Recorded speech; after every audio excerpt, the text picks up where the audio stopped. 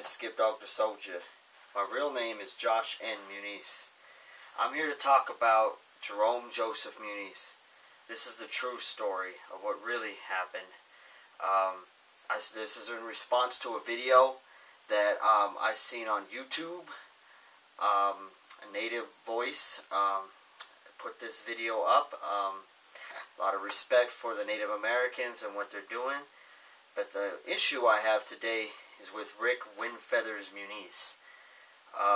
To get the record straight, I am his son, and I am not an Indian in any way, shape, or form. I'm Mexican, and so is Rick Muniz. He's a Mexican. He is not an Indian at all, but he claims to be. So he came out on the show, no disrespect to the show again, and he talked for about 27 minutes about my brother and how he died in the process of what happened. Well, I'm about to share with you the true story of what really happened. It has nothing to do with being an Indian or anything. Okay, so here's the true story. In November 16th, 2001, Jerome Joseph Muniz was murdered on that day. That morning, I lived actually in Stockton at the time, and he usually calls me in the morning, every morning. That morning he didn't call for a little while, and I went over there to the house where Jerome was living and my father, and he wasn't there. And I talked to my stepmom, Geraldine, and she was getting ready to go deliver some Avon products because at the time she was working for Avon, and she said to go pick him up. And she was over at a kid's house, Nick Langston, which was one of the children in this incident. They had a nickname for that house that they lived in. It was called Three Beam, which stood for Three Blind Mice. The house was a drug house where a lot of drugs were being used and done over there. So I proceeded to go over there, and I went to go pick him up.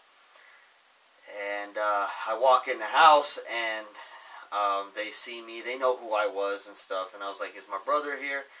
And they said, "Sure." And I remember Roy Blank was smoking a pill called Zoloft in a foily like that.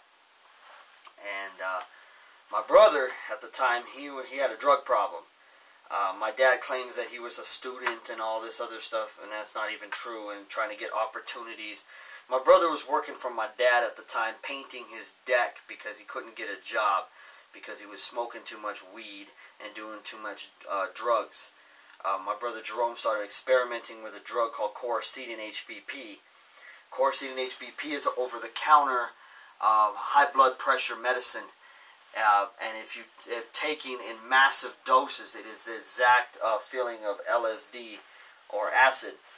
And he was experimenting with that drug with his friends. When I went to pick him up, he explained to me that the local pharmacy was closed, and he needed a ride. He needed a ride to Manteca, California, which is the city over, to take him to the pharmacy so he can pick up this pill that he was doing.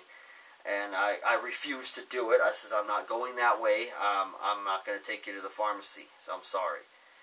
So I ended up taking him back to the house, to the house. I was the last of the family to see him alive. Went home after I picked up Jay. Jerry had told me to bring him home, and she would give him a ride to Manteca if we'd hurry up and bring him home. But when we got back to the house, Jerry wasn't there. She took off. So Jay was frustrated. Jerome wanted to go to the pharmacy, so I told him I wasn't able to do that. I had Roy Blank and Nick Langston in the back seat of my car. So they ended up getting out of my car, and Jay says Jerome told me he would get a ride somewhere else, and I said, "That's fine." I told him I'd talk to him later, and he gave me a hug, and he walked around the corner. He was wearing his black trench coat. He was fascinated with black, He wore a lot of black dicky pants, black shirts, and black trench coats. He walked around the corner, and that was the last time I saw him alive. According to what my knowledge is, what happened after that, he was able to get Roy's sister to give him a ride to Manteca, and they did go to the pharmacy. Not sure what happened at the pharmacy, but they ended up coming back to Western Ranch with alcohol, and they ended up at the park where there's a bench where we always used to hang out, and an argument broke out between Roy Blank and Jerome, and apparently they held him down and they beat him up, and apparently he was deceased, and all that happened, and put him in the grave out there in the park. Now, the next morning, I didn't hear a phone call from him, because every single day Jerome called me on my cell phone, and he didn't call me. So this is where the story changes from my dad's story to my story, because his is inaccurate. A whole day goes by, didn't hear from him, and then the next day I call over there to my dad's and ask if he's talked to Jay or seen Jay. Is he home? Is Jerome home? He's like, no, he's probably out with his friends. He's probably, out with his friends or whatever. And I was like, okay, well, I mean, it's kind of odd because he hasn't got a hold of me or called me. So I decided to call all his friends. I called a couple of his buddies, one buddy named John and another guy, and a couple of his friends, and I started calling around looking for him. Nobody seen him. And it was really odd. I ended up calling Jerome's longtime girlfriend up, and she never seen him. So as days started to go by, I continued to call my dad and tell him, hey, Jerome, have you seen him? Has he come home? He's still, no, he's probably with his friends. 3, 4, 5, 6 days go by. He doesn't even care. Doesn't even decide to look for him or anything. So I ended up going over Roy Blank's house. I remember knocking on the door, and he answered the door, and I said, have you seen my brother? And he said, no, man, the last time we saw him, we left him at the park. I was like, when was that? He said, a couple weeks ago. So then after I finally got it in my dad's head that we need to look for Jay, because, nobody's seen him. And it took about 2 weeks before my dad decided to start looking for him. And that's when his story becomes a little more correct, because he ended up making flyers and going out in the community and looking for him. He did not wait 72 hours and call missing persons hotline. There's no documentation of that ever happening. I was the one that was looking for him more than anybody. I would drive around to the parks. I would go to all his friends' house. Everyone that he knew, everyone that I knew. I would pick up Jerome's girlfriend, and we would go for a ride looking for him. When my father explained about the phone company having to find out who called and left the message that Jerome was in the park. Well, that part is totally false. He didn't have the phone company research. What happened is that the boys who killed my brother were at a party, and they were drunk, and they ended up spilling the beans, per se, what they did to my brother to one of the guys at the party, and he kind of freaked out, and he left the party, and he ends up telling my other buddy, which is Jerome's friend. His name was John. We'll just call him John. He told him what happened, what they said, and where Jerome was. So that person ended up calling the house and left a message. Just a few days later, we did find out that he called, because he admitted, and we had the funeral and everything, and he came to the funeral, and he admitted it to my father. He's like, I'm the one who called, and let you know, I couldn't tell you who I was right away because I was scared. He was more upset with the fact that it took him 3 hours to call the house after finding out the information, instead of immediately. He was all mad. But I mean, if you were received with this kind of information, or any human being, about a friend that was murdered, I mean, you'd go home and you'd probably freak out for a little bit. It'd probably take you some strength and courage to make that phone call, and to decide to make that phone call. So, I mean, it takes courage to make a phone call, and it was admired by me, and the rest of the family was admired that he was a hero. Without his phone call, we wouldn't have been able to find Jerome at that time. But instead, my dad decided to show hatred towards him, and have him not allowed at the house. There no way, shape, or form he had Pacific Bell, the phone company, do a research to find out who called that night. And it was actually a friend of Jerome's that called and came and told us within a week, when he came down to the park and stuff, and came down to the house as we were mourning and getting ready for the funeral. He did say that he was the one that called. And my dad basically said he was not welcome at our home, and was very belligerent to him, and was totally disrespectful to him. Instead of praising him for calling, he did that, and that is the truth. Now the day they found Jerome, this is where the story changes again, that my dad was inaccurate in his story. The morning that after he found him, that night,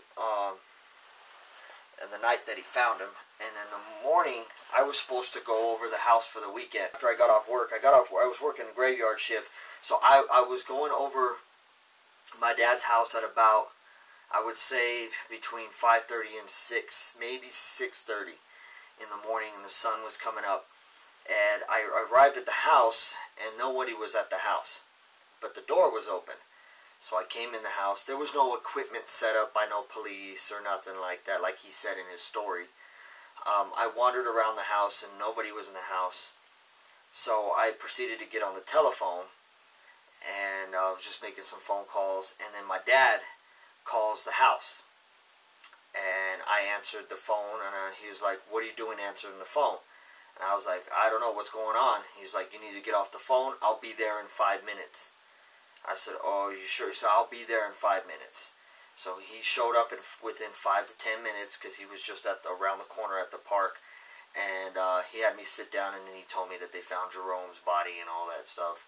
And I ended up going straight to the park with him after that. So there was no equipment or anything set up at the house by no police or anything. I stayed around the house for a few days through all that, and then through the funeral, my dad allowed me to stay at the house.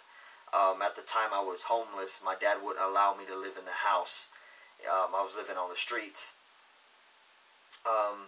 Throughout the funeral process, and during the trial, I never was interviewed by police. I was not interviewed by any detectives. I believed in my heart that my testimony could have made a major difference in what happened, because I saw Jerome. I was there. I helped look for him. I knew the children that killed him. I knew a lot what was going on behind the scenes, but my testimony and anything that I had to say did not exist according to my father in the courts. As far as it being racial, it wasn't racial. They were all friends, and it was a drug problem that they all had, and the drugs got out of control, and it ended up killing my brother, which I do believe that he was not on drugs that night. He might have been just drunk, drinking alcohol with his friends, but ultimately it comes down to a drug habit. These young boys were all involved in some crazy drugs. Every time I would go over their house to pick up Jerome, to get him out of the house, to take him home, they were on a lot of drugs, methamphetamines, pills, a lot of marijuana, and a lot of different types of drugs. And it was basically a drug thing that went really wrong. These kids listen to very horrible music, Marilyn Manson type stuff, very hateful music. My brother was following them and kind of getting involved in that, and he started liking that kind of music. He started dressing like them. But so my dad's story of that my brother was this young student child is not true. My brother was struggling to find work. He was painting my dad's deck for money because my dad, he didn't know what to do with him because my brother couldn't stay in school. He was struggling a lot. As far as when my dad was talking about in his video on the Native Voice, he talked about how our family has a lot of healing problems, and we're struggling to heal from what happened. And I totally disagree with what he's talking about, because he's done nothing for the fact to help this family heal from the situation. He still carries the ashes with the urn. He has a lot of guilt because during that time of Jerome's death, Jerome just got out of a psych ward. My dad had him committed to a psych ward and had the fire department come and wrestle my brother down and drag him to the psych ward because my brother was acting erratic in the house. He wouldn't take him to rehab. He wouldn't help him with his drug problem. He ended up having him committed to a psych ward instead. He was always yelling at him. He was always fighting with him. He had us all, he had me thrown out of the house, obviously. I wasn't allowed to be around. After the funeral, he had me leave again. I was back on the streets. My brother Ty went back to Colorado. He wasn't even allowed to be around the house much. He pretty much threw his own children out on the street and didn't care what happened to him. He had problems with my stepbrother Nathan, who right after went ballistic on my stepbrother. From what I heard, he hit my stepsister. He was very abusive. My dad became more chemically dependent on Vicodin for his injury at work. He became very chemically dependent, so it had major mood swings. He had a hard time communicating with his wife and the rest of us. He really carries the guilt of my brother's death around with the ashes that he still carries. He won't let those go, and the family has asked him many times to let those go. So a lot of the things that he does, he deceives people, and he deceives Native Voice, and it is very disrespectful to a program like Native Voice, who's trying to keep things honest and trying to help Native Americans in what they're trying to do. My dad has deceived people and told a fabricated story to make it sound more dramatized to people, so he can get the pity and people to feel sorry for this family. This family has taken a major blow from my brother's death, but I have learned, and my other brother has learned to let him go. And we do understand that there is a God and there is a Jesus out there that forgives and helps you heal and helps you go on and carry on. When you publicly talk about the death of somebody, it kind of sometimes feels like you're reliving it. And I believe that the story that I've told, I had to relive it. But sometimes the truth has to be told. This video might get shut down because I told the truth of what really is going on. Most of the video that you saw with Richard Windfeathers, Muniz, is very inaccurate in his story. It's really just an over-exaggerated version of the truth. He fails to acknowledge that I mostly exist and that I had a major role in some of the things that happened during my brother's life and his death. My brother had multiple arguments and fights with him. All of us had a lot of arguments and fights. The cops were over our house at least once a month, if not more, to domestic problems, fighting with my father. Or the neighbors couldn't stand him. The neighbors were constantly calling the police on him because of his violent acts towards us, the way he would treat Jerome, the way he would treat me. I mean, the last time I was at the house, that I was standing on the porch of the house where Jerome lived in, my dad threw me down the stairs when I just knocked on the door to ask for my keys. He's very violent towards his family. He has a lot of control and power problems, and he has a lot of anger and anxiety in his heart, and he doesn't know how to express himself, so he decides to dress up and pretend he's an Indian, and he's not. He's a Chicano, he's a Mexican. I've spoken with his father, my grandfather. I mean, we live in Denver, Colorado. His whole family's from Denver, Colorado, especially his father's side. His mother's side is the same, Chicano, Mexican descent. There's not really much Indian in the family. I did some research and found out we have maybe a quarter Cherokee, but that's maybe it. He's not a Pueblo or Isleta, a reservation resident. Never heard of it as far as my grandfather's concerned, and his brothers. I spoke to all my uncles out here, and they all live in Colorado mostly, except for his brother Bob, who lives in San Diego. None of them have ever heard of the Isleta reservation or never been there, or even acknowledge that they are mostly Indian or Native American. So no disrespect to Native Americans, I'm just saying that we are not of Native American descent. My mother's side is more Apache, but that's more on my mother's side. But my father's, he is not really Indian much at all. He just kind of plays the part. He was more Mexican and Chicano. He used to be helping with Ames Community College out here in Greeley, Colorado, and help Spanish-speaking Americans register for college. He used to help with that when he met my mother. He was into the movement, the Mexican movement, and the Brown Berets. He was trying to be affiliated with them. He never was a Brown Beret, but he was trying to be affiliated with them and try to help them for what they were and try to fight for Chicano rights. So he never really was involved in Indian anything until recently, when he had an identity crisis and tried to figure out what, after Jerome's death, this is how he's been able to cope with it. So I hope you enjoyed or got informed from my story and my point of view. I definitely believe in my heart that this story makes a little sense to you, because the story my father told doesn't make a lot of sense to a lot of people. It's more of a drama.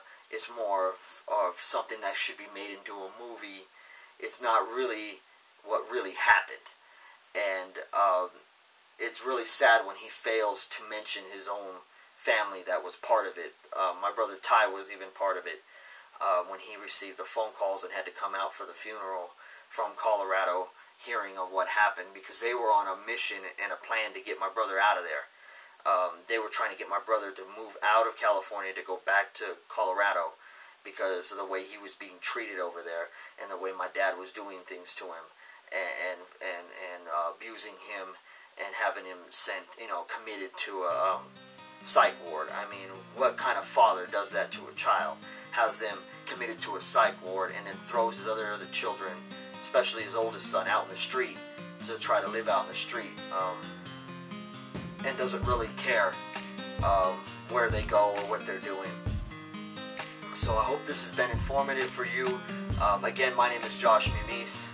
I am Richard Windfeathers Muniz's son, and we are. I am in First Platoon Studios. So we are a organization of music, and we are an organization of video and graphic design. For more information where you can reach me, you can find me on Facebook.com/First Platoon Studios, or you can look me up at ReverbNation.com/SkipDog the Soldier.